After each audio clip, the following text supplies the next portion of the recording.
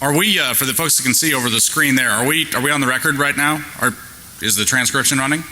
Okay, so here's the thing. With the transcription, you guys know that this is new this year, and I think it's been very, very cool. And I've had a lot of questions about how it's working, because it is so darn effective.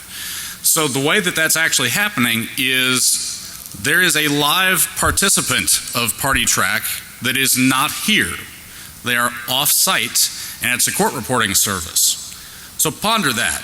Okay, so when I'm not at Defcon, I'm an attorney back home, and court reporters obviously sit there and transcribe court proceedings and depositions and very bland and boring types of materials. So there is a team of court reporters that has now gotten to transcribe this for all of us and type the words that have been coming out of all these speakers' mouths, like dongs, pumpkin poop, booze. Okay, so it may be one of the more interesting types of projects that they've ever been assigned to. So my question to our court reporter is, what do you think?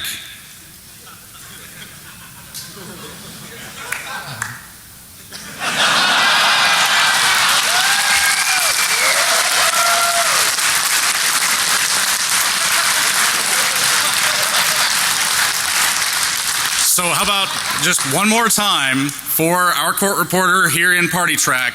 Let's make applause show up on that screen.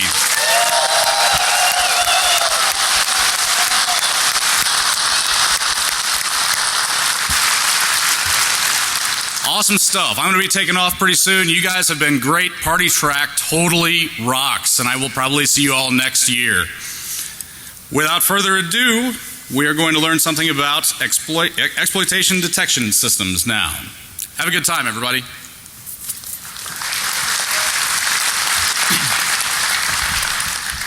Hello, guys. Hello, girls also. Girls mainly. Today I will talk about exploitation detection system. First, I am Amr Thabet. I am from Egypt. I am a malware researcher at QCert in Qatar. I am the author of some open source projects like SRDF. I will talk about SRDF today, and Boca 66 emulator. I wrote a malware analysis paper in Stuxnet about Stuxnet, and that's it. That's my first time here in Defcon. So thank you. For giving me a good chance. Okay, let's begin. As you all know, pen testing right now or hacking right now become different from the security compliance that we add. Like they are not attacking the servers right now. They are not trying to use Metasploit and attacking the server using Nmap and all of these techniques. Right now, most of the attacks are advanced persistent threats. They are attacking from the client side. They are using spear phishing. They are attacking the employees of the company, and from their clients, from their machines, they attacking the servers.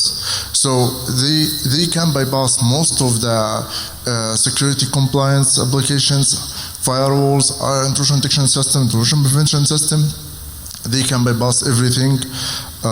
They use some undetectable malwares infecting the clients using HTTP connection, HTTPS. So they are bypassing everything. They are bypassing also the antiviruses. And all of the security tools right now become useless. So what's the solution? What is the new technology? What's the new era? That's what we are talking today. The next security technology is, from my point of view, is the exploitation detection system. We need to secure the client like we are securing the server. We need to secure from the client-side attacks and the exploits. We need to stop the successful exploitation, stop the using of 0 days, and make it harder.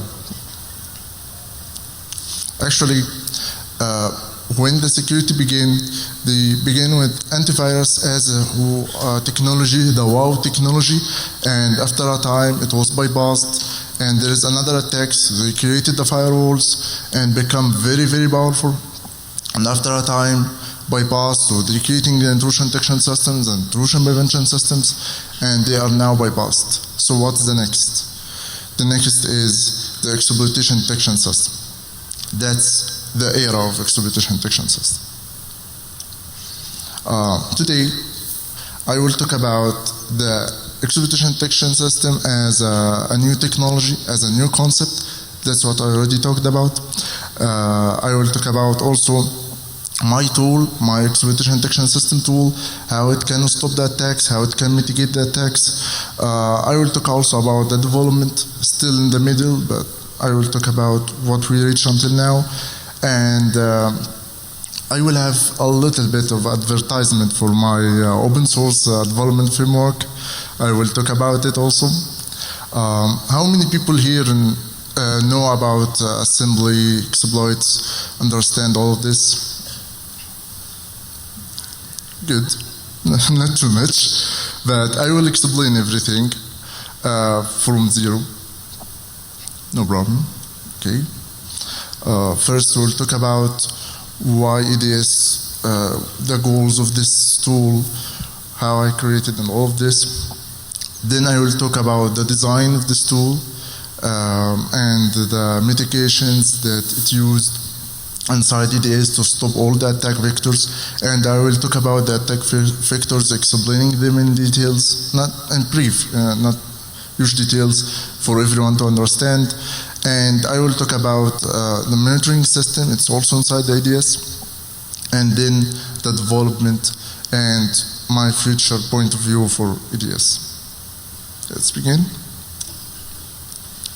Simply, as I said, it's created mainly to stop the exploitation, as I see most of the attacks now using social engineering and the exploitations, the client-side attacks and all of this. So that's what I created this tool for. It stopped the memory corruption exploits. I know maybe you don't know about memory corruption. I will describe it right now. It detects the compromised processes if you have an ad breeder and a malicious PDF file running it, and it also exploited your process. So it tried to detect that this process was compromised, do an unknown behavior or has some corruption in its memory, and it stopped that. It prevent or alert someone in the company, the IT administrators or the security team, about there is a machine or there is a client has been hacked. Simply, memory corruption is about what? If you have a space of memory and there is a buffer created there is an application, take the username and password, and he imagined that maximum your name will be 200 characters.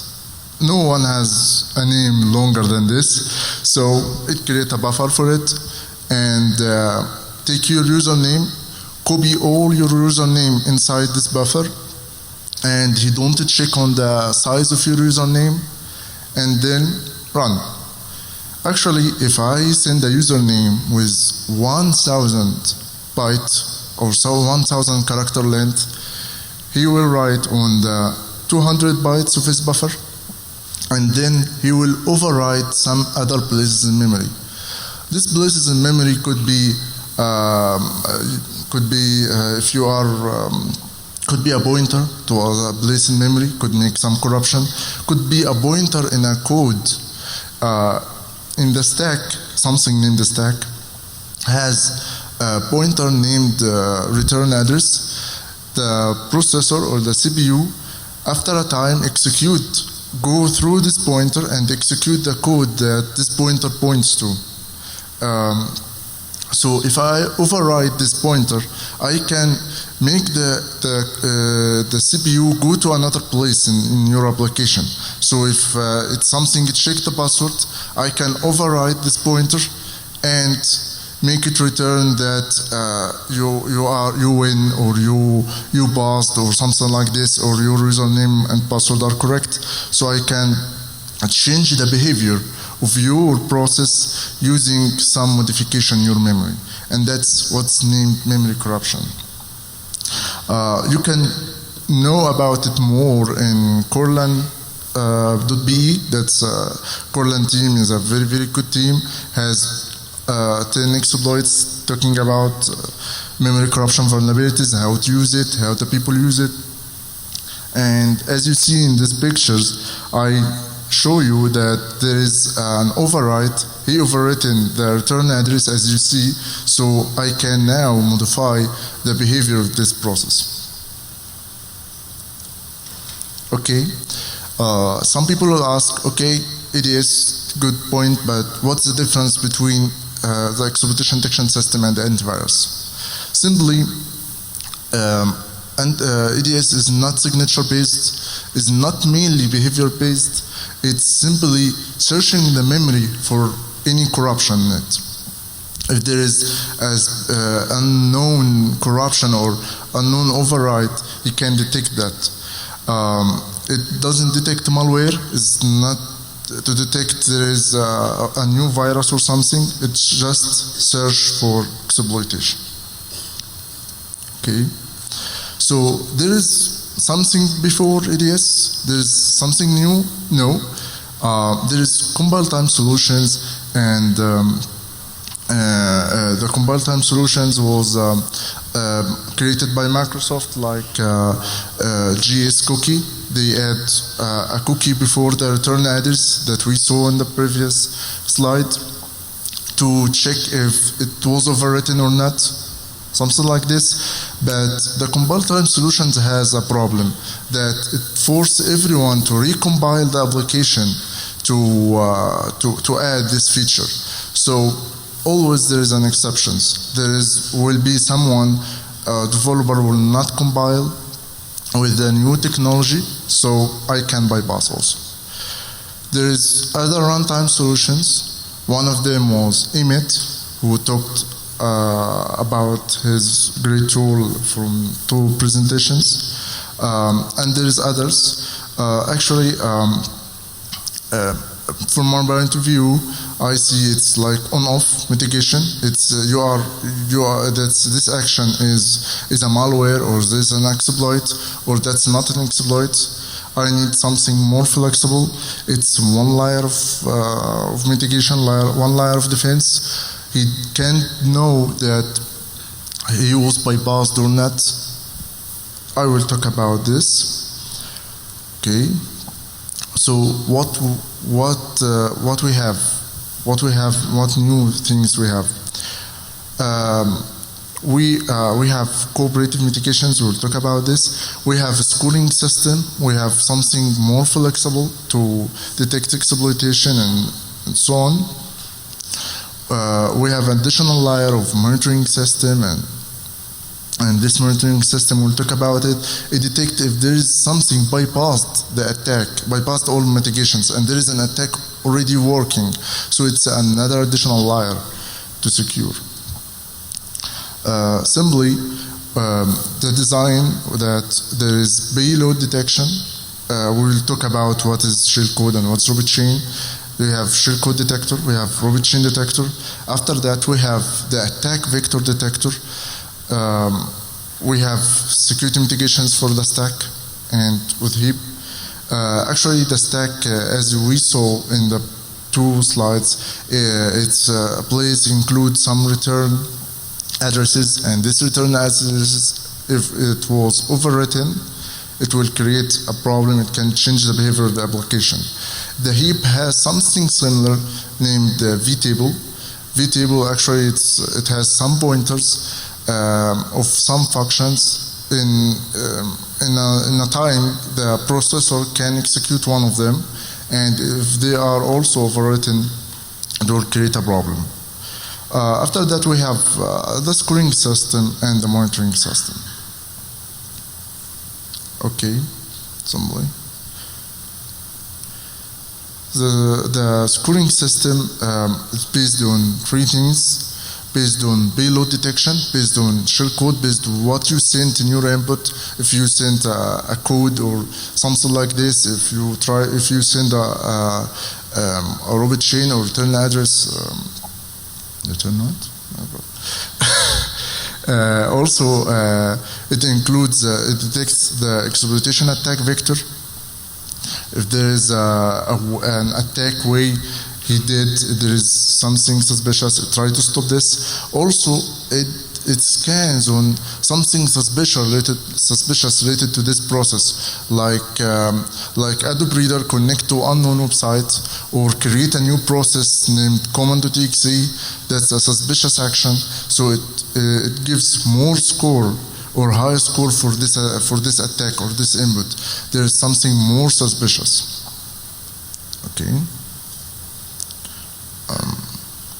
The monitoring system simply searching for evidence of exploitation, detect there is a bypassed already mitigation, this process was compromised, there include like unknown DLLs, there is some functions hooked or something like this, there is something unknown running in this process.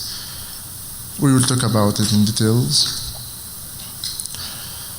First, what's shellcode? Simply, as I told you that I can send username 1000 bytes, but and I can overwrite a return address, and I can also modify this return address to return to my user input, to return to my username, so the processor will execute my username as it's a code. No.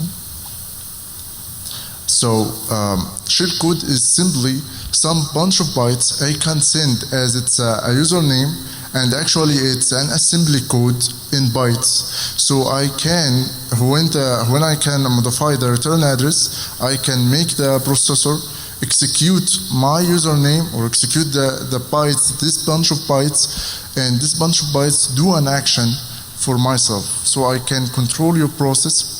I can send you a code, and this code will get executed, and I am like I am inside your PC. The shellcode, simply it's first it gets its place in memory. That's the first thing it do, because it's running in unknown space. It's just username copied in unknown buffer. So try to take where it is, and then getting the Windows functions to execute, like I need to execute a new application, I need to create command.exe, I need to connect to internet, so it gets the Windows functions to do all of this, and then attack. There is a good article about this in Code Project, you can check it. There's any problem until now?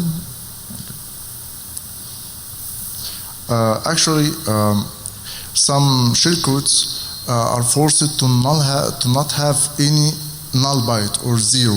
Why? Because when I send the username always it's just a string or a text. So the text in Windows finished with null byte or 0 byte. That means that your username was finished. So the shellcodes should not have null bytes. That's a point, or most of them. They are sometimes encrypted. If you see Metasploit, how many people here used Metasploit? A lot. Actually, Metasploit, when you choose the payload, choose a shellcode, you can encode it to bypass antiviruses and all signature-based ways. So sometimes shellcodes are encrypted, and there will be like a loop trying to describe it byte by byte. So there will be a loop, some code execute in like a cycle, and some shellcodes are forced to be in ASCII, like they are characters A, B, C, and so on, because some applications check if the username includes some unknown bytes. That's it. So we need to detect that this username, this person name includes some shellcode, includes some code inside it, and he tried to modify the application behavior to run this shellcode. So I created a shellcode detection tool. My goal in this tool is to be very fast, because this input will be sent in small time and an action will happen after that, so I don't need to have a memory any time use.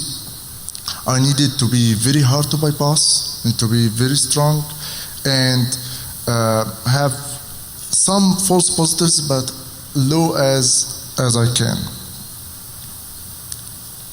So I added static shellcode detection. Static shellcode means it just maximum disassemble or just check the bytes. It doesn't try to, when it detects the shellcode, it doesn't run it. That's the meaning of static. It doesn't run the shellcode, it just scan on it, disassemble it, convert it to assembly, and try to understand if there's really an assembly code or it's just a bunch of bytes. And we divide this shellcode detector into 3 phases. The first phase that we search in this username an indication there is a code, there is a working code, and we will detect how we can do this. Like we detect there is a loop, a working loop inside. There is something. If I disassemble all of these instructions, I find a jump to one of these instructions, and the code simply working. That's the first indication of possible shellcode. The second, I filter all of the instructions that invalid, or some CPU instructions that are corrupted or not used in the normal process, and then I do some flow analysis on all of this shellcode. If this code will work fine or it will not work. It's just a bunch of bytes. Thank you.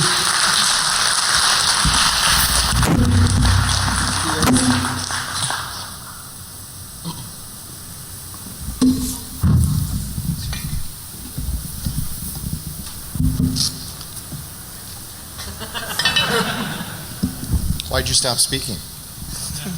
What I say? Go. Yeah, go ahead. Let's take a break.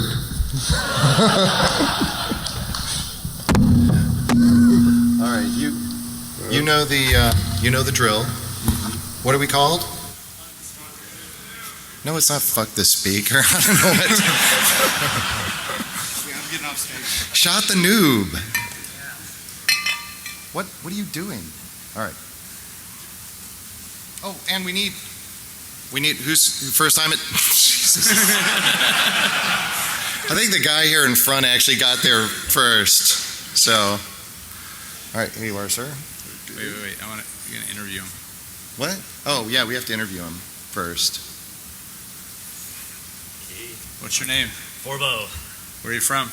Utah. Why'd you come to Defcon? Why are you drinking? Because I'm not Mormon. Oh, all right. Why are you in Utah?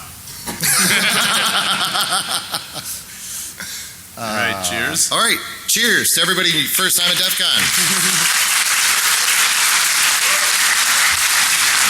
How's he doing? Should we invite him back next year?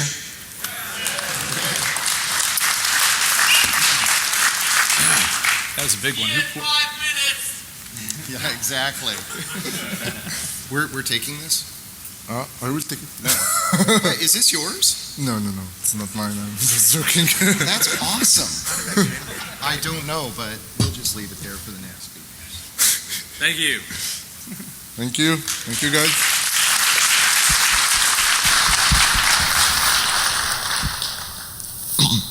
What we said?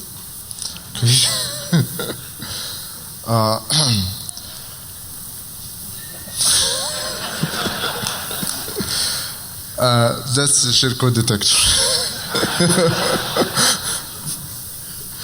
Okay. We search for indication of a shellcode. First, we search for a working loop. How it works? Actually, the assembly code for x86, each instruction has a variable size. Like instruction have 3 bytes, instruction have 5 bytes, and so on. So what we are doing is we disassemble from a place to our research for a jump to something previous and disassemble between all of them. If the assembly code works fine, that the last instruction end before the jump, so it means that it's a real loop. So the jump is here pointing to an instruction, and all of this instruction we're running, and we'll return to this jump, and so on. We search for something like this. It seems that it's a working loop. That seems a shellcode. That's just an indication. We check for there is in some shellcodes they call to something to address in previous. Why? To try to using a simple way to get where they are in the memory.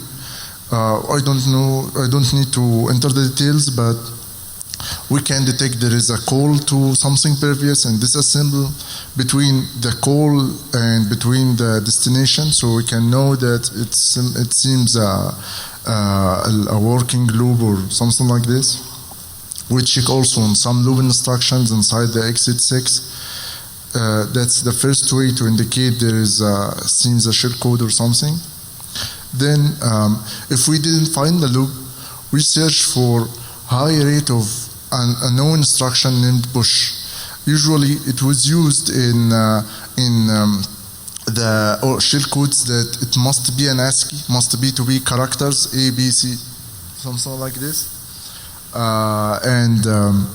We detect there is a high rate of these pushes, and after that, usually the shellcodes that include pushes, it push instruction save a value inside the stack. So if you have 100 of pushes and then call to the stack, it could be like an encryption way or a shellcode encrypted, and will describe all the shellcode in the stack and then call to it. So we can detect something like this. And also we have an instruction named fistinv. That's an assembly instruction, but it's used very much with shellcodes because it detects where they are, the shellcode. So with all of these three ways, we can see that it seems a shellcode here, that this assembly or this person name is suspicious. Then we skip some invalid instructions. Some of these instructions in, out, and all of this are related to devices and are used in the kernel mode of Windows, used by the device drivers, not used by normal applications. And some instructions has unknown behavior, some crazy things in Intel assembly. But we skip all of these instructions if we found them. So the shellcode. So if we found the shellcode has these instructions, it seems corrupted or something. And then we do some flow analysis. Simply, if you have a loop, the loop should have, if it saves something in the stack, it should get the value that it saves in the stack, because stack is like it's like a cup of water. You add to it and then you take from it, so you can't fill it until it overflowed. You need to add to it and then take what you added.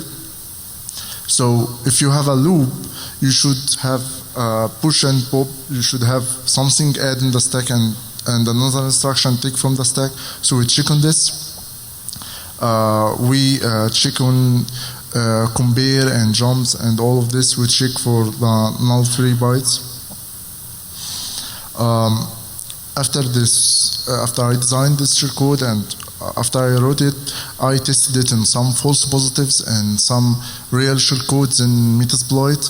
For the false positives, I detect that 4% of the shellcodes, of 4% of junk data, it detected as a shellcode.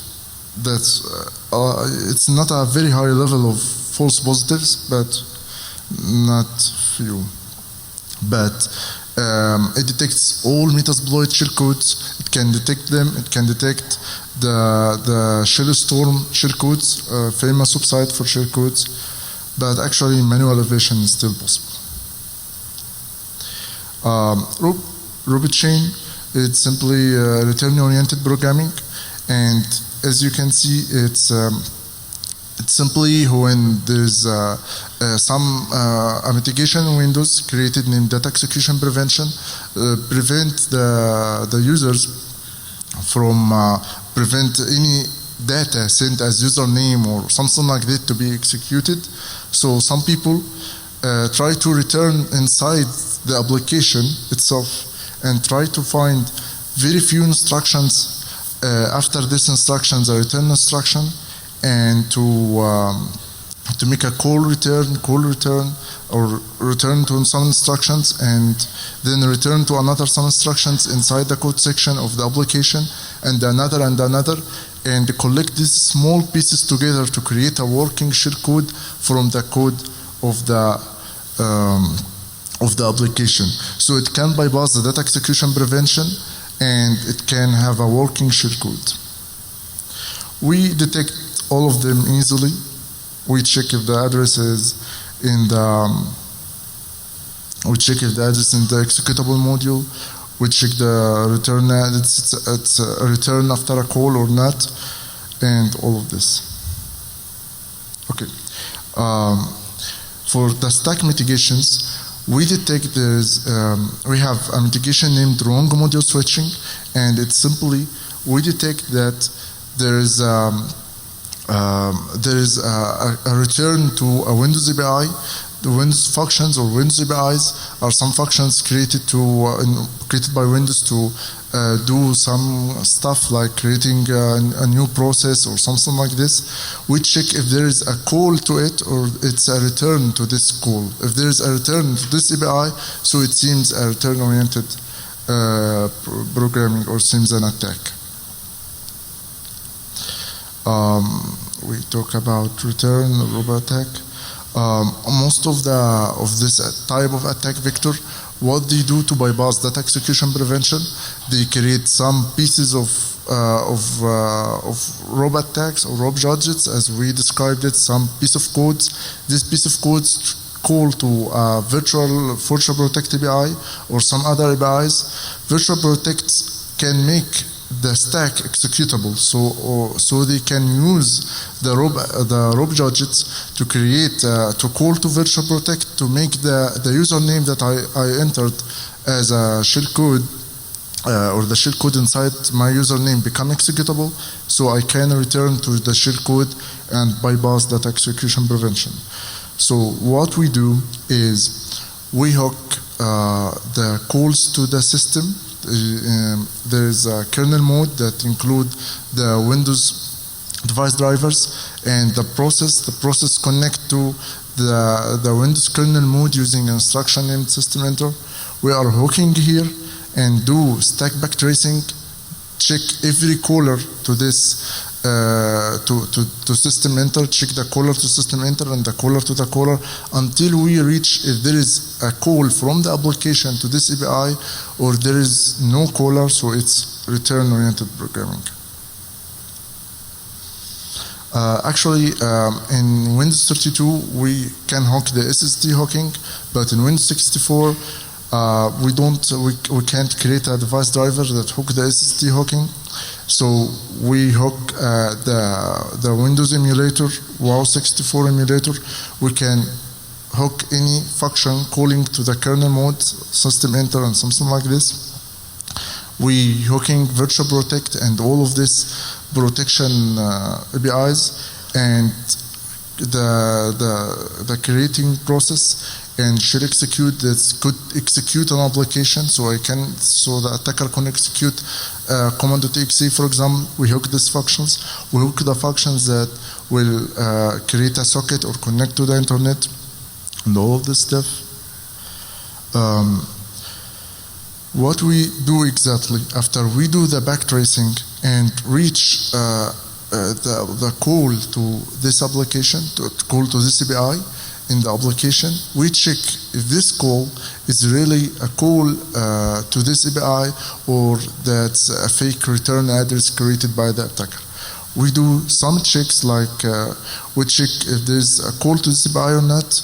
We check the parameters if really what we saw in the parameters are the parameters that created by this API caller.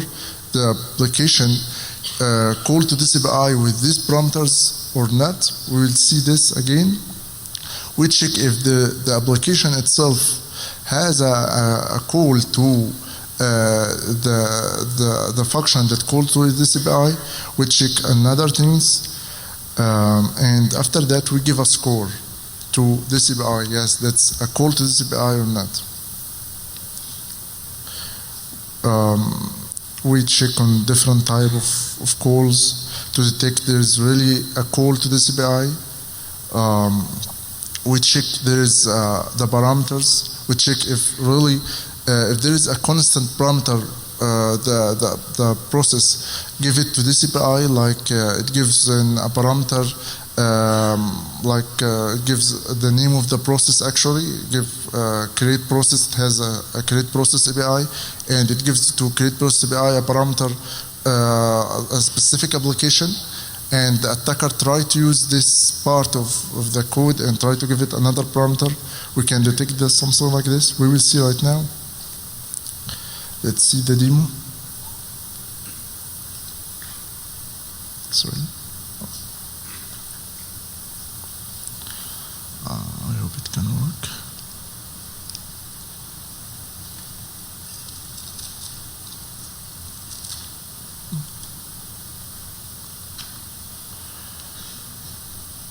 Anyone see anything? Anyone see anything? Okay. I don't see already. No problem. Simply, we begin by we have Firefox API, Firefox application, and we try to we try to hook this API and hook the Firefox and check if we run an application using Firefox, if there is a real call to this API or not, or this it really Firefox who run this application, or it's a fake call or something. We first hook the application, and then we here clicked on application in Firefox, so we forced Firefox to execute an application or create a process, and then we check on the parameters of this. I don't see the video, but no problem. We check on the parameters, we check on the call stack, we do some stack backtracing and check on the call stack, and check on the parameters, it checked the score, and we saw the score is 2, so it's a normal call.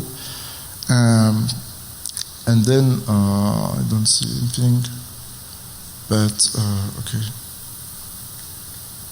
sorry. I made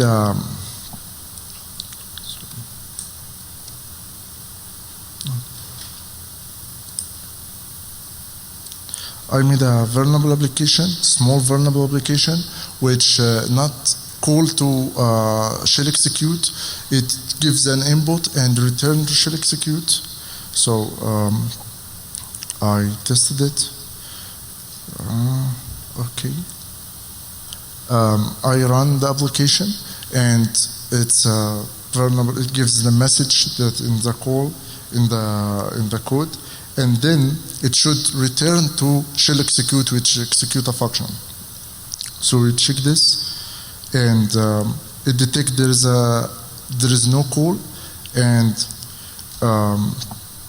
it detects there is an attack and gives a high score, so it can stop this attack.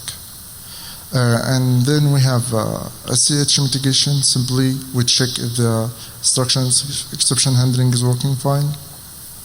And then we have some mitigations for heap. We detect the heap overflow, heap spray, heap user after free. We hook the GML lock, the global alloc, the function that allocate in the heap, and all of this. And we detect that we add some cookies on each allocated buffer and try to detect if there is an overflow to this buffer in the heap or not. And for heap spray, we try to detect there is a large memory allocation in very small time from the same module and try to stop this heap spray. We scan for shellcode and robot chain. If we found the shellcode and robot chain inside, so it's simply a heap spray. And we detect use after free.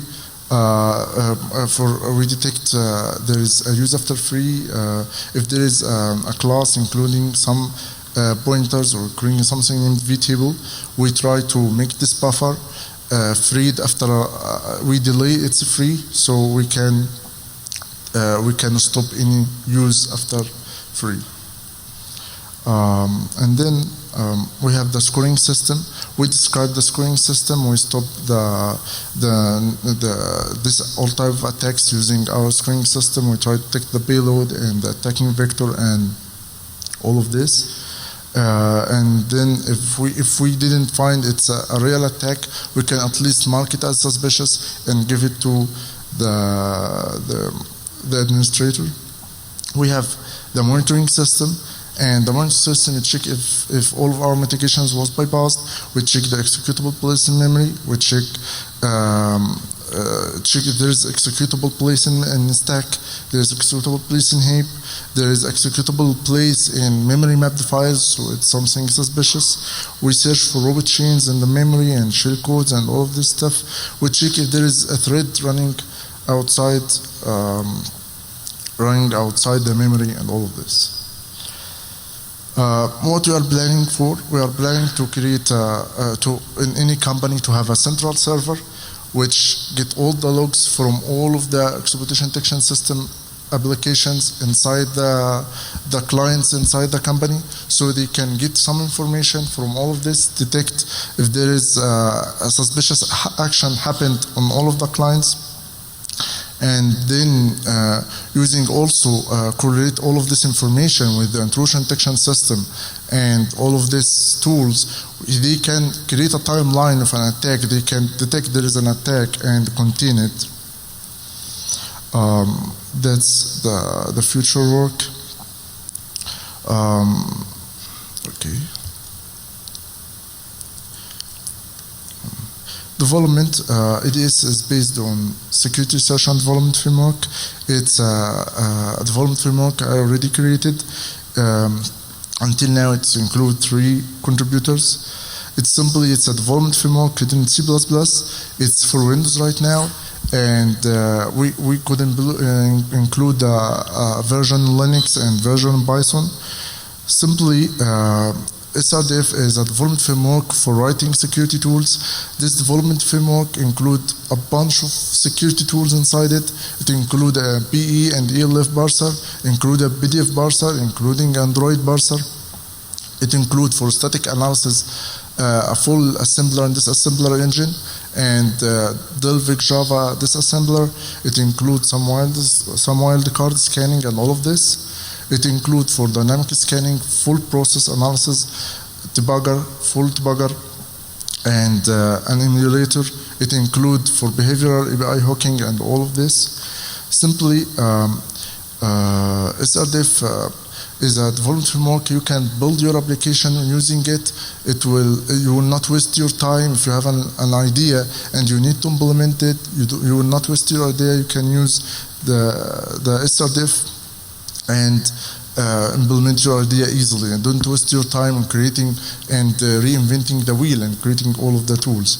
We have network analysis, we have packet capturing, decision analysis, and all of this. I will talk about it in details in Virus Bulletin. Just join us. That's the website, the GitHub version. Join SRDF or use it.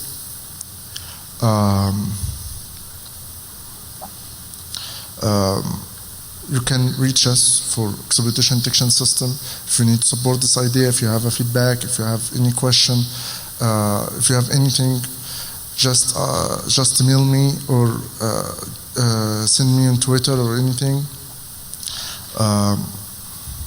That's it. EDS, exploitation detection system, in my opinion, it's a new era. All people should jump into something like this. That's the new technology which can stop the APT attacks. Join us. Thank you.